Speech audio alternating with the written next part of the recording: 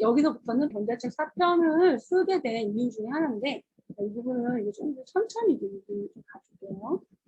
놀이평가 이렇게 하면 주관적 해석을 뺄 수 있다. 지금 제가 알려드리는 방법은 글을 쓰는 방법이에요. 놀이평가 및 다음날 지원계획 쓴 방법 1번. 먼저 관찰된 놀이 상황을 그대로 쓰는 거예요. 유아들이 제공해준 놀잇감에 관심을 보이며 여럿이 함께 재밌게 놀이하였다. 라고 만약에 쓴 교사가 있다.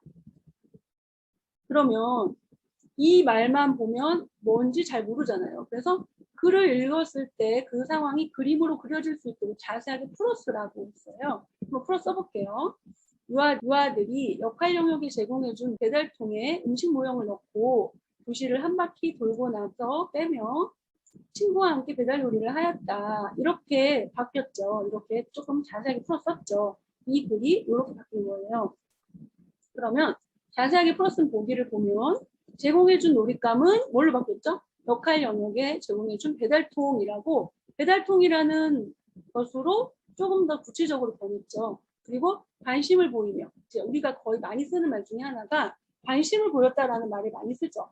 근데 관심을 보였다는 말을 쓰지 말라가 아니라 처음에는 이렇게 쓰세요. 처음에는 이렇게 하는 거야. 그리고 나서 왜냐면 우리는 이제 컴퓨터로 쓰잖아요. 이렇게 컴퓨터로 노트북으로 하잖아요. 그러니까 썼다가 지웠다 하잖아요. 그러니까 전 단계는 이렇게 쓰세요. 이렇게. 왜냐면 쓰는 게 중요하니까. 이렇게 쓰는 게 중요해요. 여기에서 이렇게 가는 거거든. 처음에는 쓰기 힘드니까 그냥 생각나는 대로 쓰세요. 뭘 제공해 줬는데? 그걸 생각해서 쓰는 거예요. 내가 배달통을 제공해 줬었지. 어떻게 관심을 보였는데 음식 모형을 넣고 교실을 한 바퀴 돌고 나서 빼면 이 관심을 보였다는 말을 바꿔서 쓸 수 있는 건 내가 스스로 물어봐야 돼. 나한테. 왜 관심을 보였다고 생각했는데 아이들이 음식 모형을 이렇게 넣고 교실을 한 바퀴 돌고 나서 뺐거든.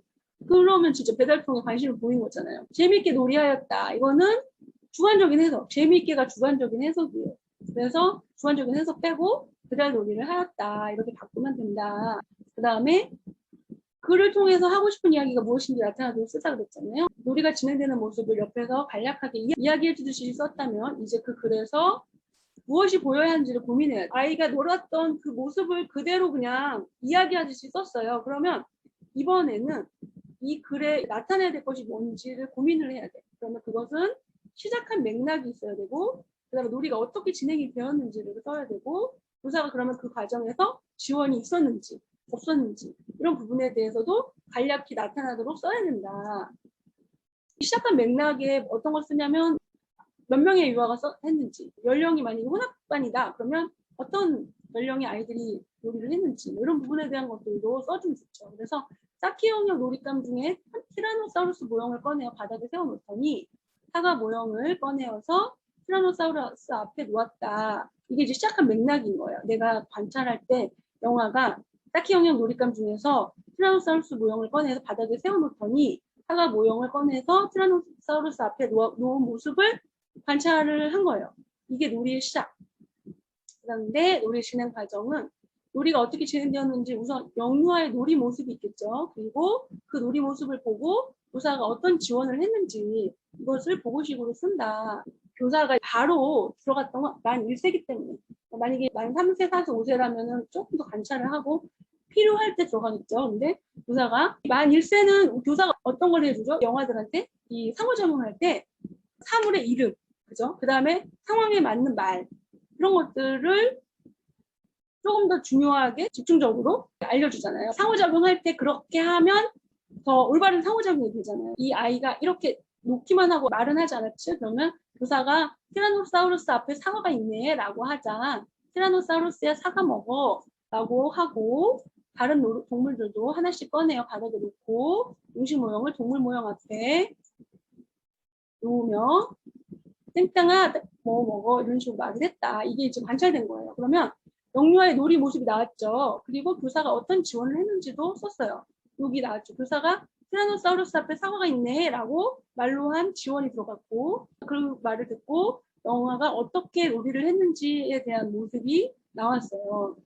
그러면 이번에는 교사의 지원 내용을 대화체가 아닌 문장으로 쓰고 싶을 수도 있죠. 내가 나한테 물어보는 거예요. 티라노사우루스 앞에 사과가 있네라고 이때 내가 왜 말했지? 동물 이름과 과일 이름, 모형 이름을 넣어서 완전한 문장을 들려주고 싶었어요. 그래서 이걸 넣은 거야. 그러면 똑같은 말을 했어도 교사가 어떤 의도를 했느냐가 달라질 수 있겠죠. 저는 이렇게 이런 의도로 말했지만 또 어떤 선생님은 그냥 티라노사우루스하고 사과라는 이름을 들려주고 싶었다라고 할 수도 있어요. 그럼 이게 달라지는 거예요. 나는 동물 이름과 과일 모형 이름을 넣어 완전한 문장으로 말해주고 싶어서 이런 지원을 했어. 나의 의도는 이거였어. 그러면 다른 선생님은 또 다른 의도로 말할 수 있다는 거죠.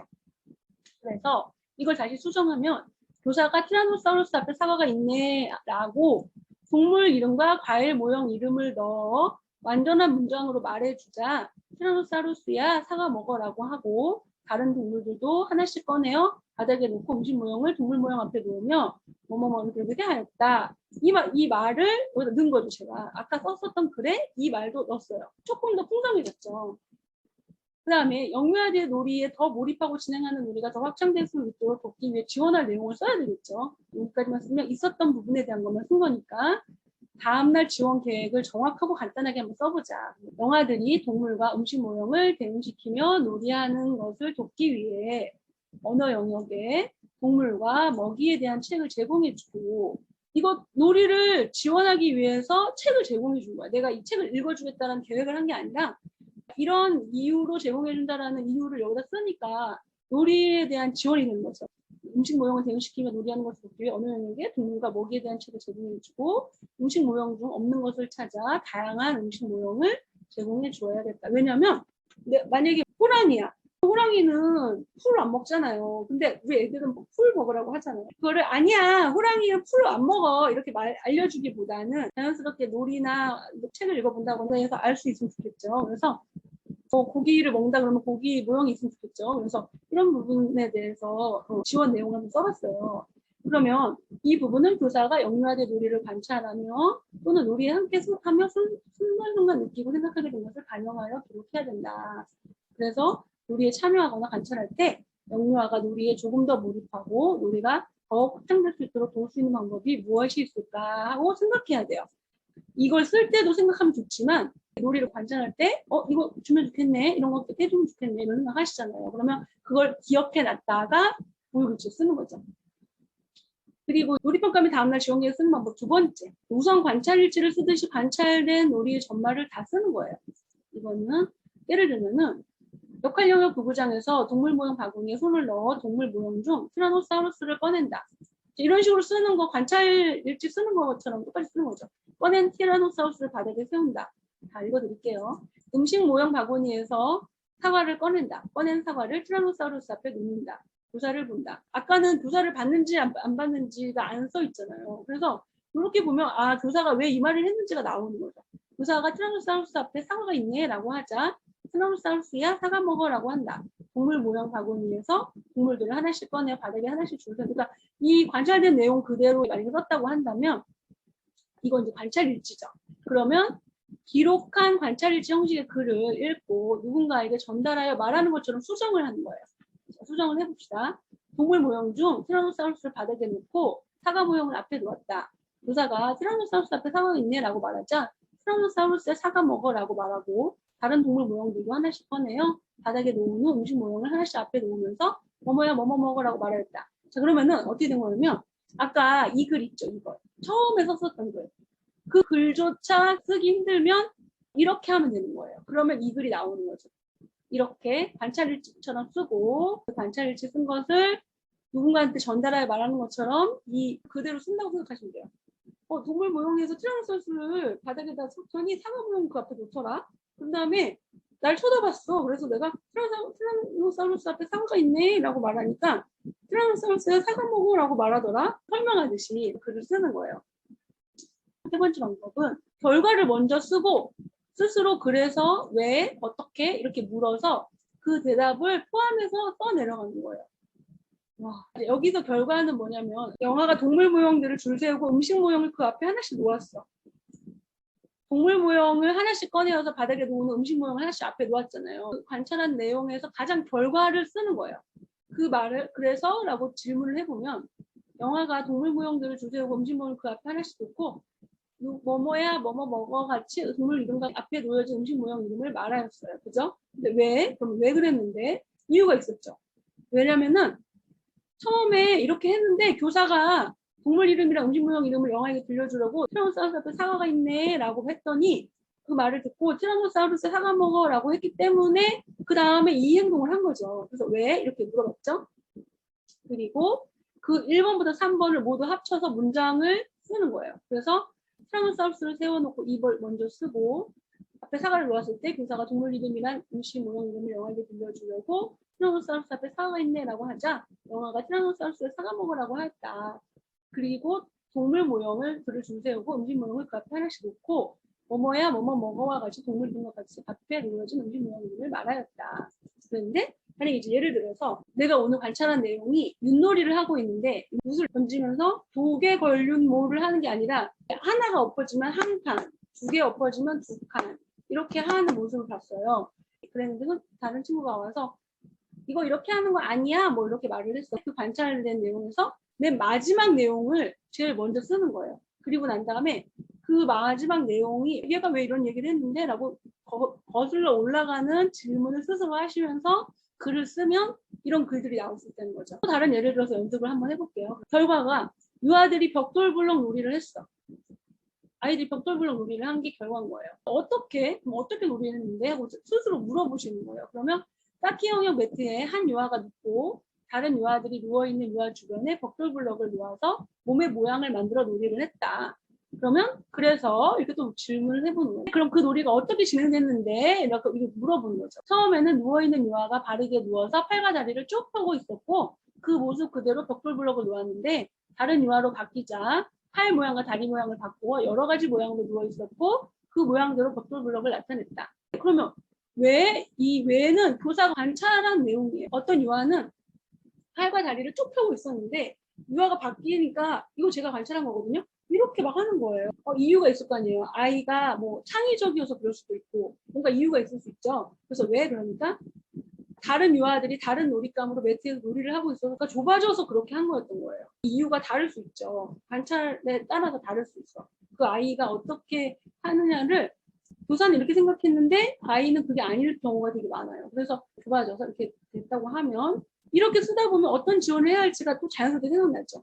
아까 여기서 좁아졌다라는 말이 있으니까 어떤 지원을 할지 예상이 가시죠. 앞에서 3번 내용에서 우리가 놀이를 위해서 어떤 부분을 지원해 줘야 되는지 알게 되죠. 그래서 이거를 적절하게 통합해서 쓰면 쌓기 형형 매트에 한 유아가 눕고 다른 유아들이 누워있는 유아 주변에 벽돌블럭을 놓아 몸의 모양을 만들어 놀이를 했다. 놀이의 시작을 썼고 그 다음에 처음에는 누워있는 유아가 바르게 누워 팔과 다리를 쭉 펴고 있었고 그 모습 그대로 벽돌블럭을 놓았는데 여기까지는 놀이의 진행, 유아의 모습이죠. 놀이가 어떻게 진행되는지 다른 유아들이 다른 놀잇감으로 매트에서 함께 놀이를 하고 있어서 이거는 교사의 관찰, 교사가 관찰했죠.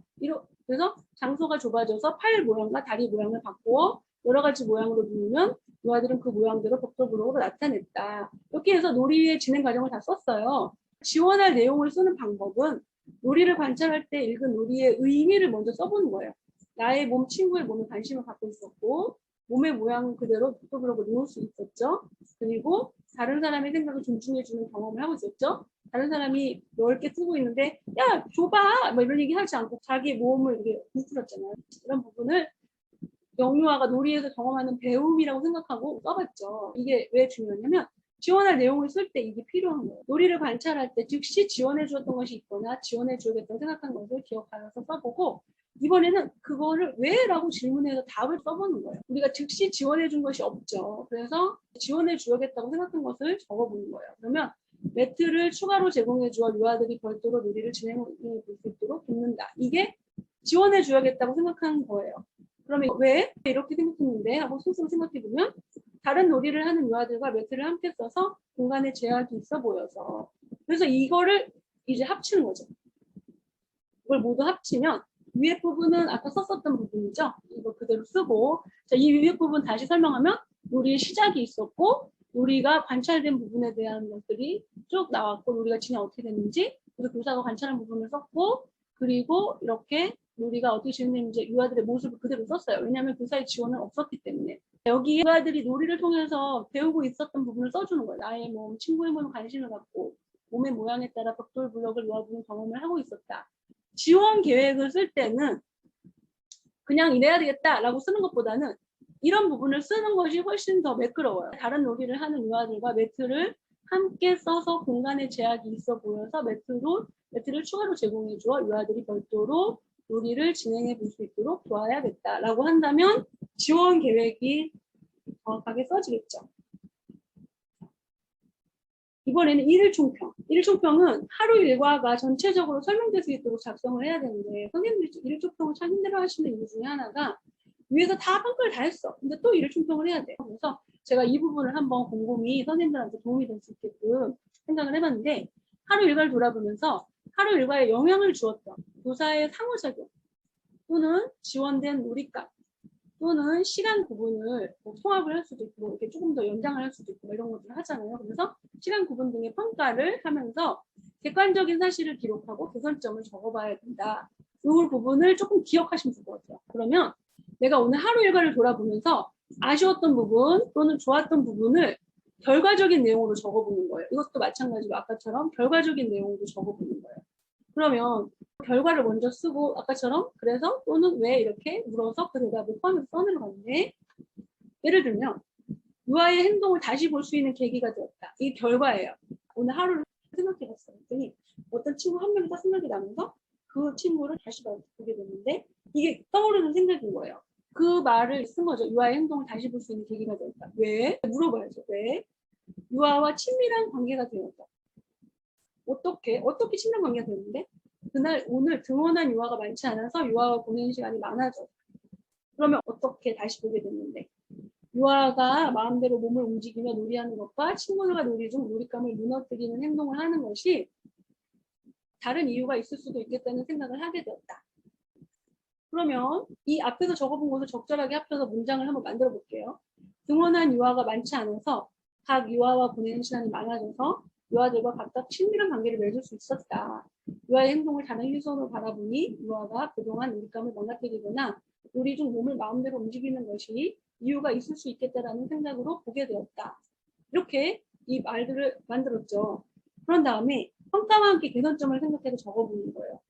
그래서 기록한 내용과 관련해서 교사가 개선할 수 있는 것을 한번 생각해 보면 여기까지는 아까 썼었던 부분이고 유아들의 부정적 정서 표현과 두려운 행동을 세심하게 관찰하고 질책 먼저 하기보다는 이유를 묻고 공감해주고 대안을 함께 찾아보는 방법으로 상호작용해야겠다라고 쓸 수 있겠죠. 그러면 이 일품 총평에서 등원한 유아가 많지 않았던 것이 바로 그날의 특별한 사안이었던 거예요. 그리고 그러는 바람에 각 유아와 함께 보내는 시간이 많아졌어. 그래서 유아들과 각각 친밀한 관계를 맺을 수 있었잖아요. 그리고 교사가 어떤 행동을 했었는지 다른 행동으로 바라봤죠? 이런 부분에서 교사의 상호작용, 지원된 놀잇감, 시간 부분 또는 그런 부분들을 평가해라. 일일 총평에서는 이런 부분을 평가를 해라. 그러면 제일 먼저 하루 일과 중에서 딱 생각나는 아쉬웠던 부분, 좋았던 부분을 결과적으로 내용으로 쓰고 그리고 난 다음에 왜 어떻게 하다 보면 이런 글을 쓸 수 있다. 교육질 작성을 가장 어렵게 느끼는 부분이 글쓰기죠. 무엇을 써야 하는지는 다 알고 있어요. 근데 어떻게 써야 되는지 모르기 때문에 우리가 글짓기 한다라고 하는데 그 글짓기 그냥 하지 말고 제가 오늘 알려드린 방법으로 글짓기를 하시면 조금 더 힘들지 않게 글짓기를 할 수 있다라고 제가 알려드립니다.